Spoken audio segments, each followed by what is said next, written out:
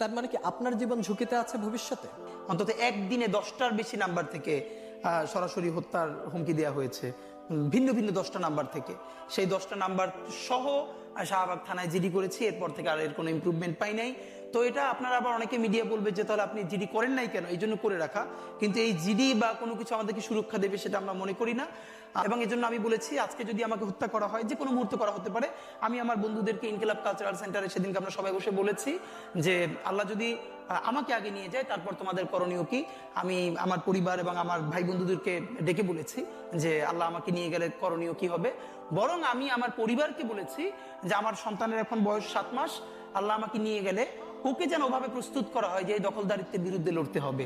আল্লাহ ওকে যদি বড় করে ওর সন্তানও দখলদারিত্বের বিরুদ্ধে লড়বে, এই স্পিরিট যেন ওকে দেওয়া হয়, এটা আমি আমার পরিবারকে বলেছি। সে আছে। আর একটা মজার ব্যাপার হলো যে আমি যখন ইনসাফের লড়াই করি তখন তো সেখানে পরাজয়ের কিছু নেই। আমি বেঁচে থাকলে আমি গাজী হিসেবে লড়বো, আমি মরে গেলে শহীদ হয়ে আল্লাহর কাছে চলে যাব। আর আমাদের এই লড়াই তো হার জিতের কিছু, আমরা জিতের উপরেই আছি। আমাদের জীবন বেঁচে থাকলেও জিত, আমাদের জীবন চলে গেলেও জিত। আপনার তো হারানোর কিছু ছিল না, সুতরাং লড়াই চলবে।